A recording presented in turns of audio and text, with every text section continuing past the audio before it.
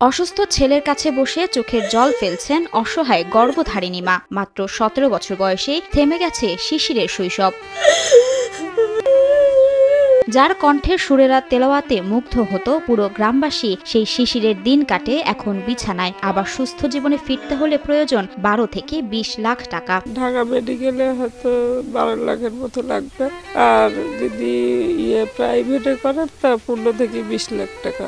২০২২ সালে হঠাৎ জ্বর, বমি, মাথা ব্যথায় ভোগেন শাহরিয়ার ইসলাম শিশির। চিকিৎসা করতে গিয়ে ধরা পড়ে ভয়াবহ মস্তিষ্কজনিত রোগ, মস্তিষ্কের আর্টেরিওভেনাস ম্যালফরমেশন এভিএম। ২০২২ সালে অসুস্থ হয়েছিল, তখন প্রায় ২-২.৫ লাখ টাকা আমরা শেষ করছি। তখন আল্লাহ সুস্থ, ওষুধ খায় একটু আরাম আছিল ২ বছর। কিছুদিন ভালো গেলেও সেই সুখ যেন কপালে সইল না হাফিজি পড়ুয়া শিশিরের। গত মাসে আবার আঘাত হানে সেই দুরারোগ্য ব্যাধি। অচল হয়ে যায় শরীরের এক পাশ, হারিয়ে যায় সুরেলা কণ্ঠ।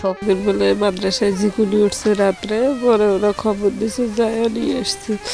তা ৩-৪ দিন পর আসে বলতেছে যে আম্মু আমার ডাইন হাত ডাইন পা নড়াইতে পারি না, জোর পাইতেছি না। বলার পর আম্মু আমি কথাও বলতে পারতেছি না। তো হঠাৎ অজগবি একদিন রাত্রের মধ্যে হুজুরেরা ডাক দিয়ে বলতেছে যে বাচ্চাটা এখানে এরকম অসুস্থ হয়েছে। পরে সেখান থেকে যাই হোক নিয়ে আসে। আজ সে শুধুই বিছানার আশ্রয়ে এক নিঃশব্দ জীবন। ছেলের এমন অবস্থায় জননী মায়ের অশ্রু যেন থামছেই না।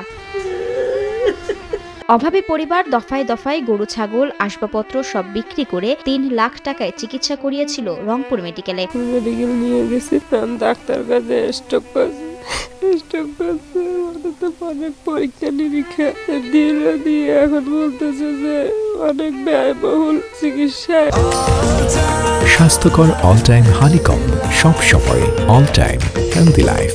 শিশির রংপুরের পীরগাছা উপজেলার তাম্বুলপুর ইউনিয়নের ব্যাকাটারি এলাকায় ওয়ার্কশপ মিস্ত্রি আমির হামজার ছেলে। ২ ভাই এক বোনের মধ্যে মেজ এবং আদরের সে। উন্নত চিকিৎসা তো দূরের কথা, নিয়মিত ওষুধ খাওয়াতেই হিমশিম শিশিরের পরিবার। বাবুর তো ওষুধ আনার কোনো ক্ষমতা নাই, সরকার কিছু সাহায্য করতো। অপারেশন করতে গেলে ব্যয়বহুল টাকার দরকার, অত টাকা তো আর আমার পক্ষে সম্ভব নয়। ২ বছরের এই সময়ে বিক্রি হয়েছে সংসারের সবকিছু, জমানো টাকা, গরু, ছাগল, আসবাবপত্র। কেবল বেঁচে আছে বসত ভিটা আর একটি শেষ আশার আলো। ১৫ থেকে ২০ লাখ টাকা আমাদের বাচ্চারা চিকিৎসা করবো, মেডিকেল থেকে বাসায় নিয়ে চলে।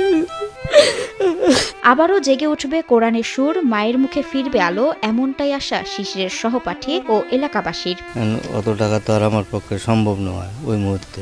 আর মনে করেন যে টাকা খরচ হবে প্রায় ১৫ লাখ টাকা অপারেশন করতে লাগবে। নিজের সন্তানকে আবার নিজের বুকে ফিরে পেতে সমাজের বিত্তবানদের কাছে সাহায্যের হাত পাতেন শিশিরের মা। আমি চাইতে যে সরকার বা কোনো অর্থবিত্ত বা কোনো সামাজিক প্রতিষ্ঠান থেকে যদি কিছু সহযোগিতা করতে, তাহলে আমি আমার বাচ্চাটাকে চিকিৎসা করতে, এত বড় বাচ্চা